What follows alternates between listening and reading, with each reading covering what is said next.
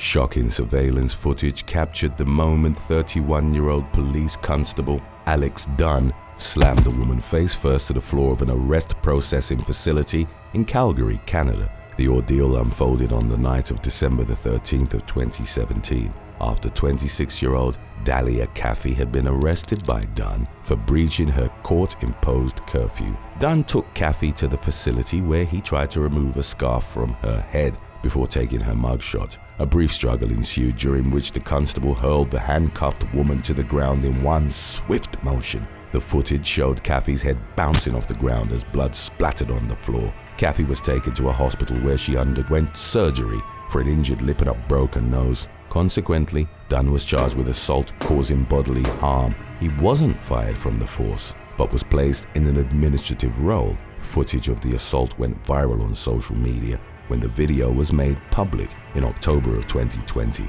During Dunn's trial in the same month, Staff Sergeant Gordon MacDonald testified that his colleagues' actions were the worst use of force he'd seen in his 30-year career, and said he could hear the woman's bones crack as her face struck the ground. MacDonald added that Caffey had been complaining about being arrested but was in no way threatening or aggressive toward any of the officers. In the end, Dunn was found guilty of assault causing bodily harm in June of 2021, just days before Dunn received a 30-day conditional sentence that included house arrest. Caffey died of a suspected overdose 5 months later. Dunn appealed to a Court of King's Bench, but a judge upheld his conviction. The judge ruled that even if the judge believed Dunn's testimony, all that was needed to convict the officer was the video of the assault. Number 9. Brandon Meyers. 25-year-old Georgia law enforcement officer Brandon Meyers was fired after using excessive force while arresting Roderick Walker, aged 26, beating him and pinning him to the ground. The incident took place on September the 11th of 2020 outside the Georgia Department of Public Health in Clayton County. Meyers and another Clayton County deputy by the name of Dakota Riddick spotted a vehicle with a broken tail light and subsequently pulled it over. The occupants of the vehicle were Walker, his girlfriend, their 5-month-old child, and his stepson. The deputies approached the vehicle and asked Walker, who was in the passenger seat, for his ID. Walker said he didn't have one and questioned why they needed it, since he wasn't the one driving. The deputies then demanded that Walker get out of the vehicle too. When he did, the deputies threw him to the ground as they struggled to handcuff him. A cell phone video captured by a witness showed Walker pleading with the officers and saying, "I'm gonna die, I'm gonna die, I can't breathe." The video, which also showed Meyers repeatedly punching Walker, was widely shared on social media. The man suffered numerous injuries in the incident, resulting in neurological issues. He received medical attention and eventually recovered. In the wake of the incident, Meyers was fired from the department and Riddick resigned. A Clayton County grand jury declined to charge Walker in the case except for a seatbelt violation. In August of 2021, Meyers was indicted on charges of battery and violating the oath of office. The following year, he pleaded guilty to the second charge. As part of the plea deal, Meyers was sentenced under Georgia's First Offender Act to 5 years of probation and 100 hours of community service, as well as a $1,000 fine. It was unclear if Riddick was facing charges. Number 8. Daniel Orderer.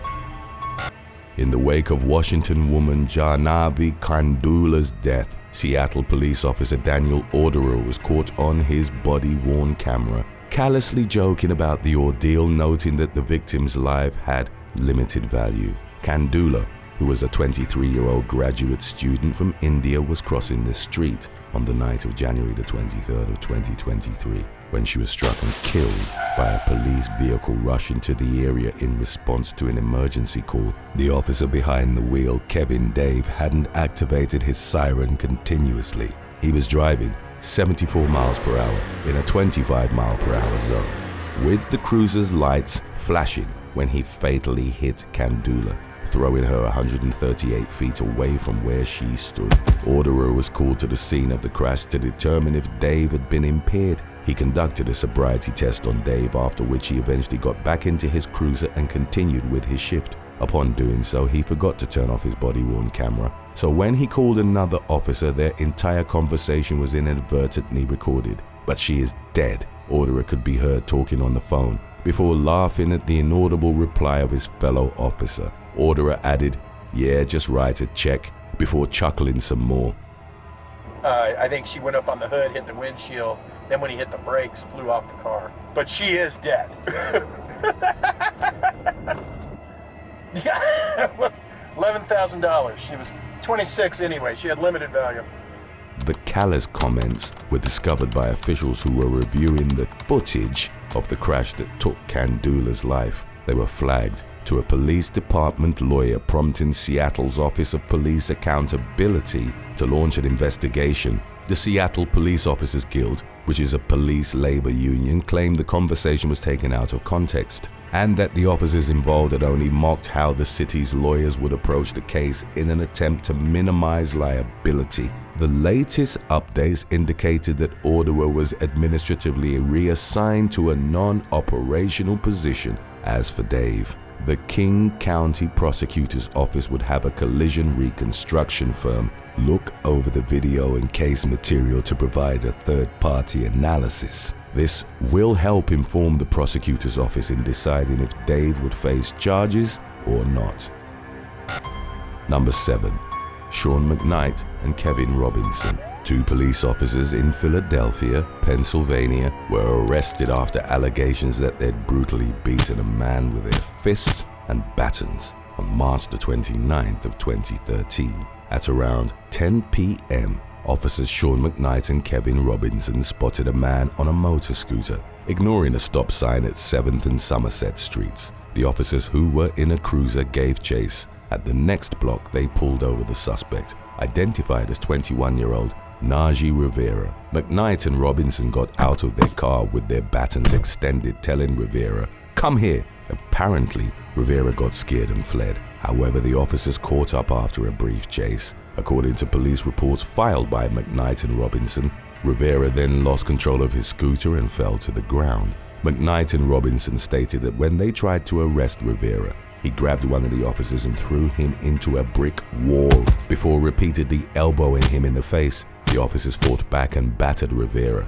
The onslaught left Rivera with a fractured skull, cuts to his face, and needing emergency hospitalization. Rivera was accused of aggravated assault and resisting arrest, but prosecutors dropped their charges against him after new evidence came to light. Rivera's girlfriend had canvassed businesses near the scene of the crime and obtained a surveillance video of what had really happened on the night in question. District Attorney Seth Williams said that the video undermined every aspect of the officer's account of the incident. Williams added that McKnight and Robinson had falsified police reports. Rivera was cleared of all charges and was awarded a $200,000 settlement by the city of Philadelphia after a federal lawsuit was filed on his behalf. The officers were charged with aggravated assault, criminal conspiracy, and filing false reports, and were facing a 30-day suspension, which would later lead to their dismissal from the force. In February of 2015,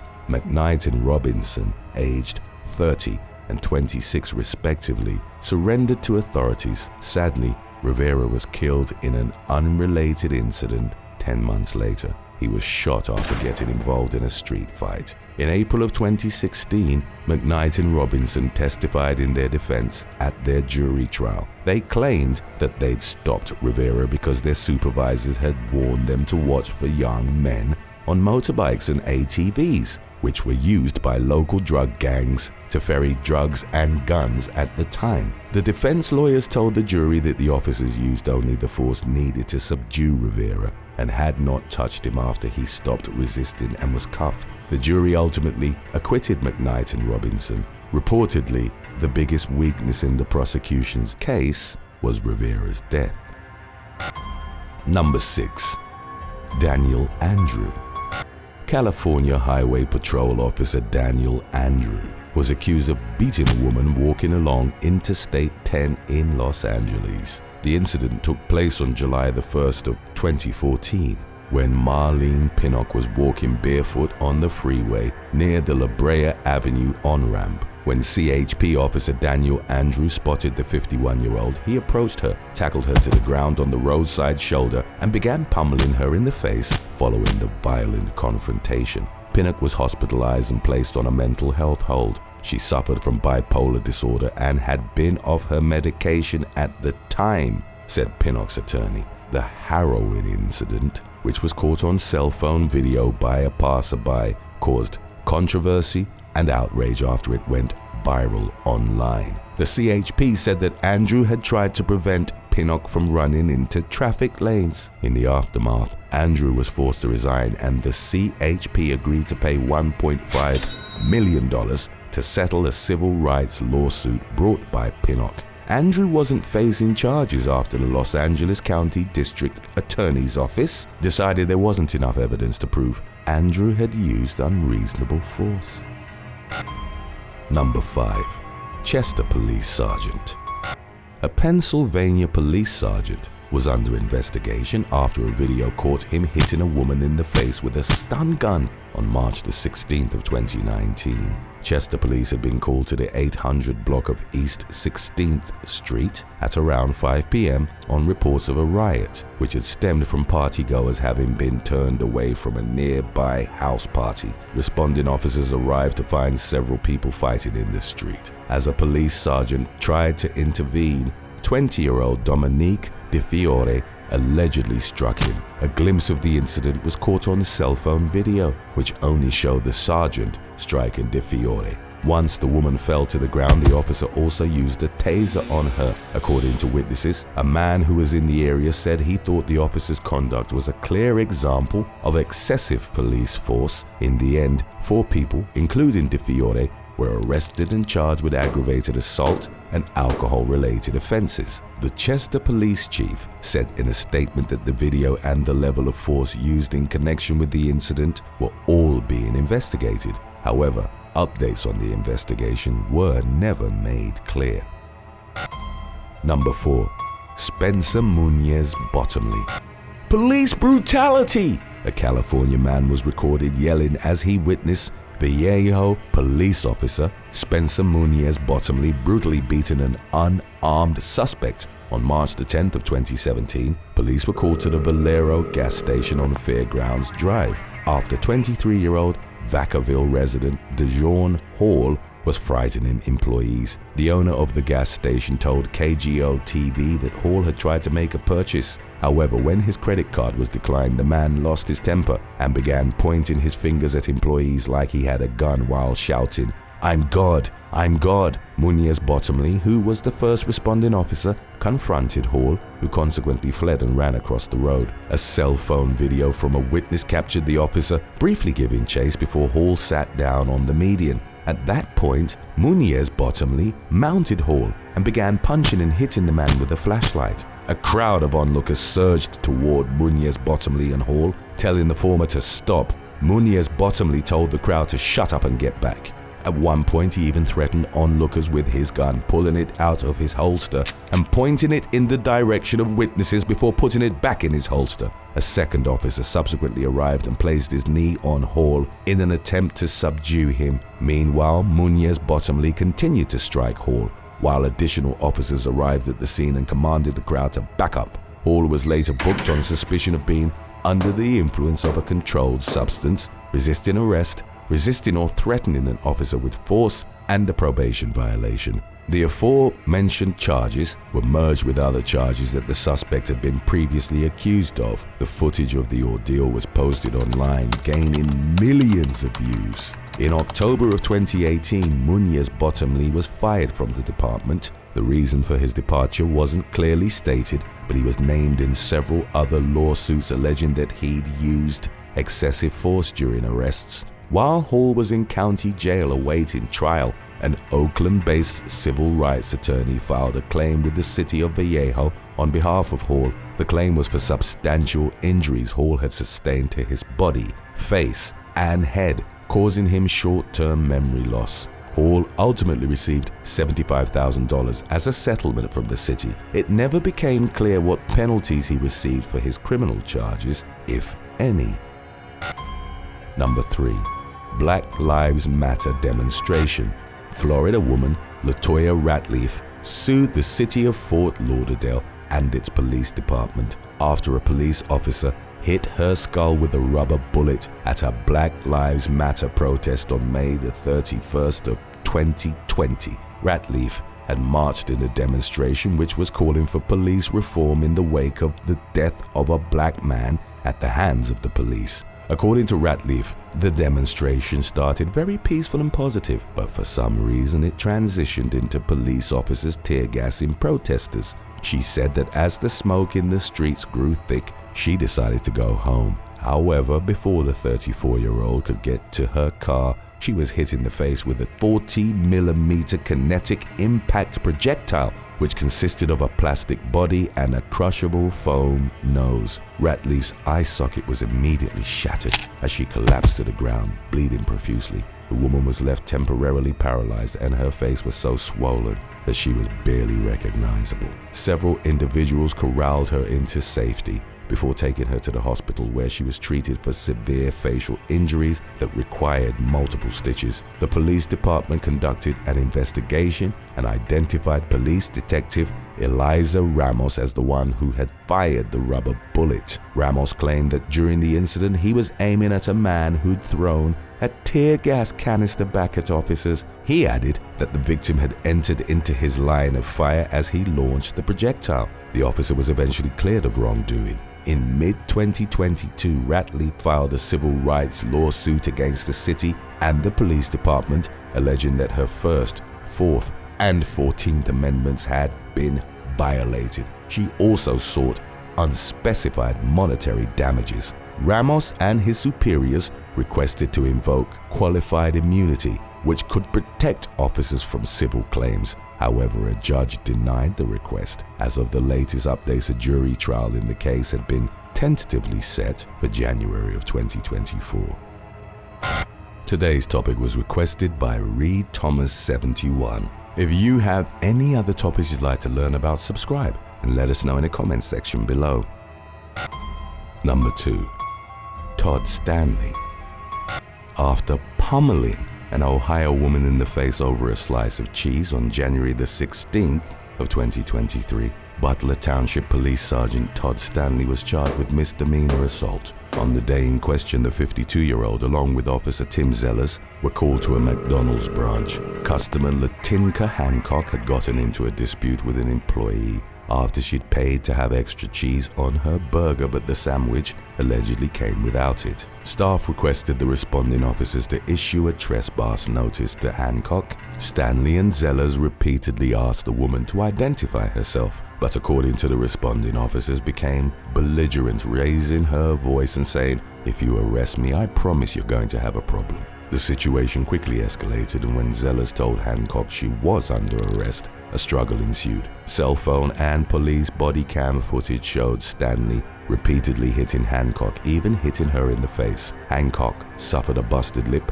loose teeth, a closed head injury, and a back injury. The 31-year-old was eventually taken into custody on charges of resisting arrest and failing to identify.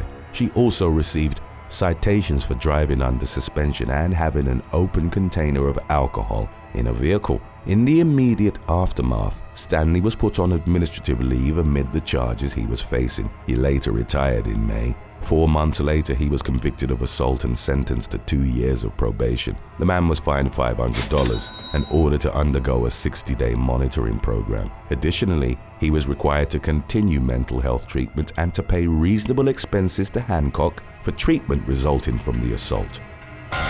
We'll be lining up our edition on When Stopping Criminals Goes Too Far straight after number 1. Stick around if you haven't seen that one yet. Number 1. Police officers from Wildwood, New Jersey.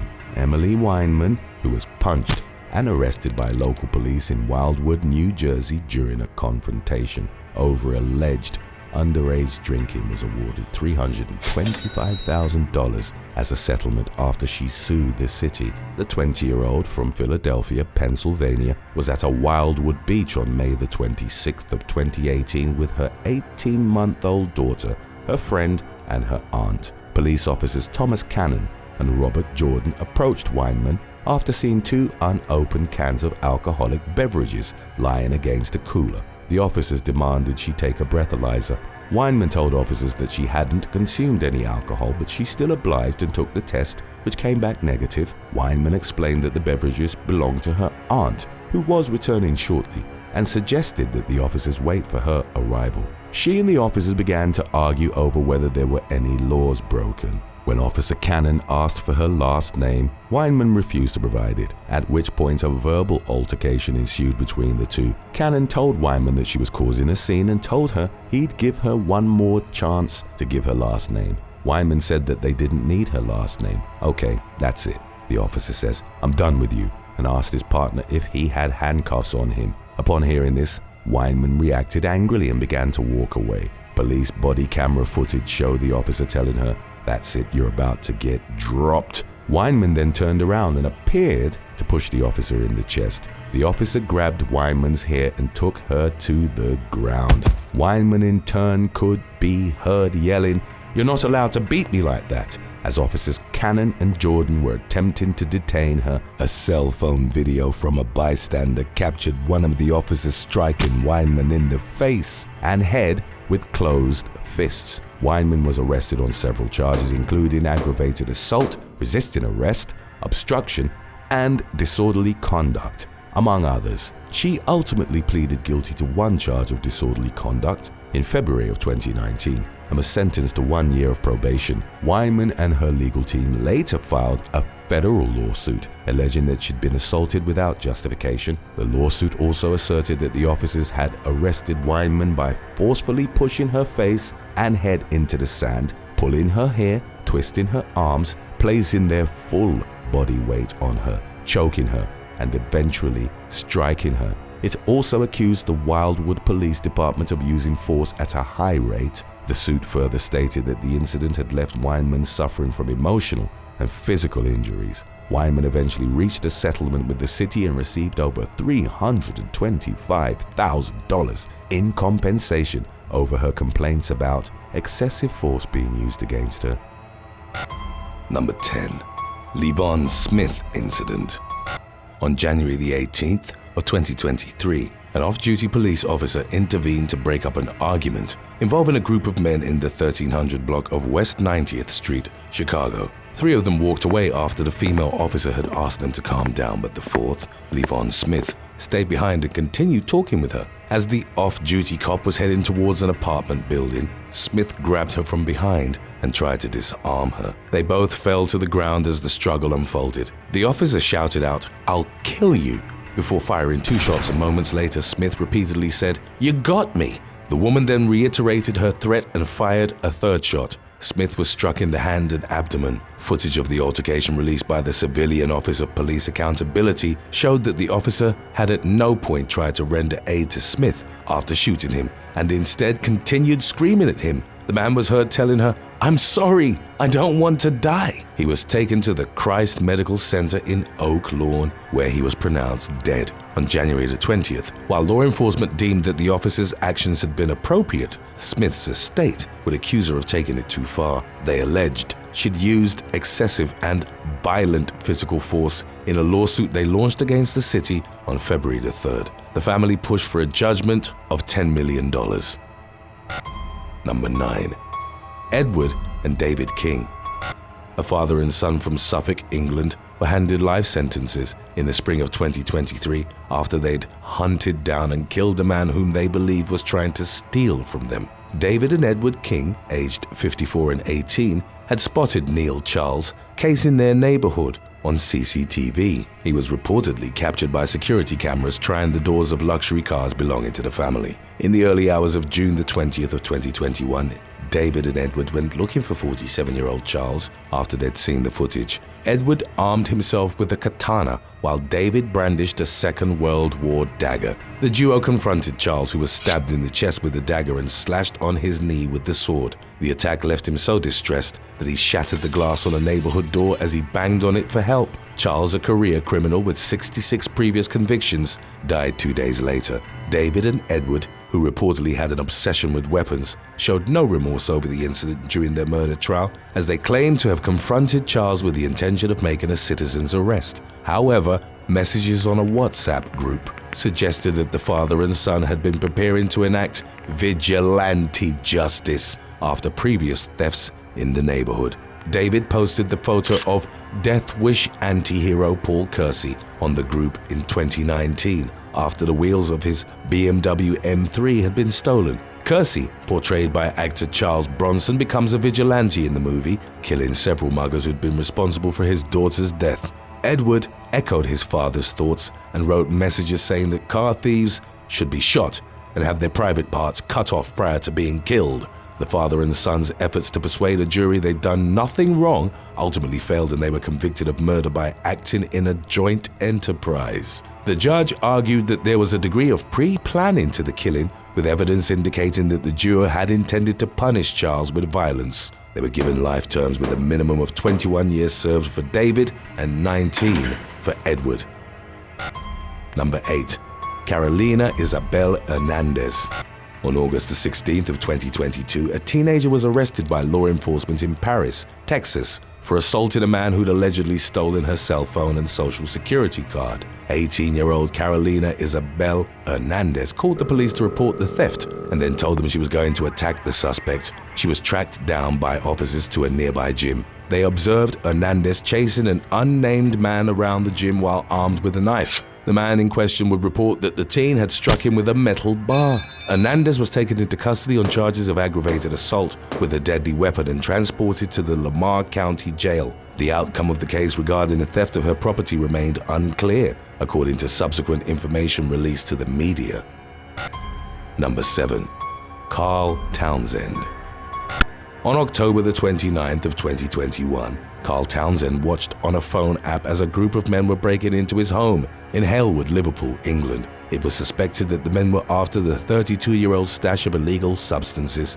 Townsend and his younger half-brother Jamie Cunningham went to the home armed with large kitchen knives. Upon arriving at the address, Townsend repeatedly stabbed one of the burglars, identified as 31-year-old Jordan Brophy, who was unarmed. Townsend plunged the blade in the outer edge of Brophy's left eye, cutting his optic nerve and piercing his skull on both sides. The knife strike had been delivered with such force that part of the blade snapped off and became lodged in Brophy's brain. Another piece of the knife broke following a subsequent stab above Brophy's right eyebrow. Townsend then reportedly tried to run Brophy over, but missed and crashed into a garden wall. As the burglar was pinned against a Fiat 500, Townsend stabbed him 3 more times with what had remained of his knife. One of the blows severed Brophy's jugular vein, causing fatal blood loss. Townsend and Cunningham were arrested in the killing's aftermath. The latter was acquitted of murder and manslaughter after it was determined that he'd mainly acted under his half-brother's influence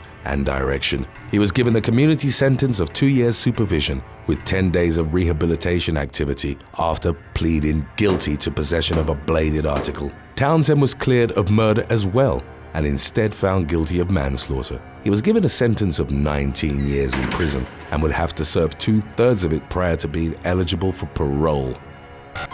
Number 6. Aaron Javan Mitchell.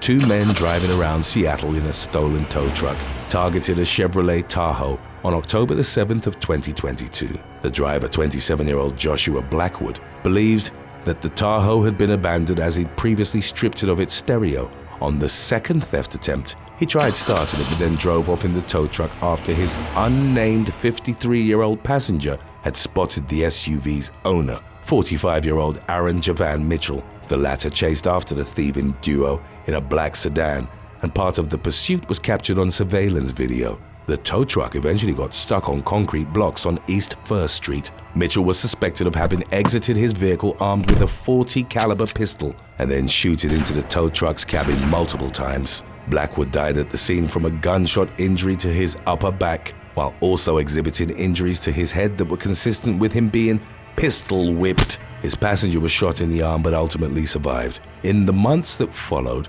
Mitchell took extraordinary steps to evade capture. He torched his black sedan and never returned to his apartment, relying on the help of a friend to clear it out. Seattle police eventually tracked him down to his girlfriend's home in Federal Way in late March of 2023 and arrested him. Mitchell was charged with first-degree murder and second-degree attempted murder. He pleaded not guilty during an April hearing, and his trial was scheduled to commence on May the 25th. Number 5. And Victor Butler. On November the 15th of 2022 in Indianapolis, 46-year-old Ann Victor Butler pulled up to a gas station on Southeastern Avenue near its intersection with Emerson Avenue in a white Chevrolet Malibu. He went inside the building, and moments later, 30-year-old Dustin Phipps arrived at the gas station and got out from the passenger side of a white box truck. Phipps, a man who was reportedly struggling with addiction at the time, entered the Malibu and started backing out of the parking lot. Butler then ran out of the gas station and fired 2 shots into the Malibu's driver window. Phipps slumped over the steering wheel as the vehicle continued rolling through Southeastern Avenue, leaving behind car components in its wake. It came to a halt after running through a fence and crashing headfirst into a tree. Butler fled the scene while Phipps was later pronounced dead in a local hospital. Butler hired an attorney who brokered his surrender to the Indianapolis Metropolitan Police Department. He also gave up the Glock 357 pistol he'd used in the shooting and was formally charged with 1 count of murder. Subsequent reports indicated that the Malibu Phipps had been trying to steal from Butler had already been reported stolen since August, although the specifics of said theft remained unclear. Number 4. Rodney Do. In September of 2013, David Garcia entered a convenience store owned by 53-year-old Rodney Do in Corpus Christi, Texas. 39-year-old Garcia initially asked for cigarettes and then tried to leave the store without paying for a 12-pack of beer. Do brandished a pistol and shot Garcia multiple times. One of the bullets struck the man in the head, killing him. Do was subsequently arrested on murder charges and held at the Nueces County Jail on a $35,000 bond. Updates on his case indicated that a Nueces County grand jury had decided not to indict him for the fatal shooting. Number 3. David Hillis. 25-year-old Marcus Glover and Terry Tart, aged 37, broke into the home of David Hillis in Akron, Ohio on August the 7th of 2015. Hillis later maintained that the men held him at gunpoint and tried to rob him, while Tart would claim that the trio were in the midst of a drug deal gone wrong. As Glover and Tart fled the home, 21-year-old Hillis grabbed the gun and rushed to his front porch. He fired multiple shots at the other men, striking Glover in the head as he was approximately 70 yards from his property. Glover's dead body was found by the authorities 2 houses from Hillis's home, while Tart escaped into the nearby woods. Later on, the police went to the property and took Hillis into custody for voluntary manslaughter. He pleaded guilty the following year and was given a 6-year sentence, with 1 year in jail and 5 on probation. Tart was eventually arrested and also charged in connection with Glover's killing, as the authorities determined the man wouldn't have died had it not been for the aggravated burglary. He was sentenced to 9 years in prison. Number 2. Kerri Fear. 39-year-old Kerri Fear from Birmingham, England, was jailed in the spring of 2023 in connection to the killing of a motorbike thief. In May of the previous year, 3 men in a white Tiguan had driven up to her eldest daughter's house in Hartley Road, Kingstanding. One of them kept watch while the other 2 stole a Yamaha motorbike that belonged to the daughter's boyfriend. Fear pulled up to the house as the thieves were fleeing and chased after the motorbike rider in her Ford Focus, reaching speeds of up to 86 miles per hour. She eventually slammed into the rider, who was subsequently identified as 30-year-old Thomas McGuire, a father of 7. The man suffered devastating injuries and friends rushed him to the hospital, where he spent 3 weeks in critical condition before passing away on June the 9th. In the collision's immediate aftermath, Fear abandoned her car with the engine running and fled the scene on foot. Law enforcement ultimately took her into custody on charges of manslaughter. During her trial, Fear claimed that she crashed into McGuire accidentally, but the prosecution argued that she'd intended to teach him a lesson, noting that the woman hadn't applied the brakes upon realizing she was gaining speed on the Yamaha. Fear was found guilty and given a 14-year sentence. Number 1. Antonio Batres. 49-year-old Texas man Troy Oden walked into a Houston Family Dollar store on April the 17th of 2022. He was confronted by two employees after he'd reportedly tried to steal motor oil. A female customer recording a video of the heated argument was heard saying of the bottles of oil that was strewn across the floor, "He had that all in his pants. He had a lot of fuel." Oden then walked out of the store and was followed by an employee, 21-year-old Antonio Batres, who had brandished a pistol. Moments later, through the window, Batres was seen assuming a wide stance and firing the weapon. According to a press release from the Houston Police Department, he'd emptied the clip of his legally owned 9mm Glock into Oden as the latter's back was turned to him. The gunshot wounds proved fatal, and Batres was arrested for murder and jailed with his bail set at $75,000. Thanks for watching. Would you take a 1-minute beating from an enraged cop in return for a $250,000 settlement? Let us know in the comments section below.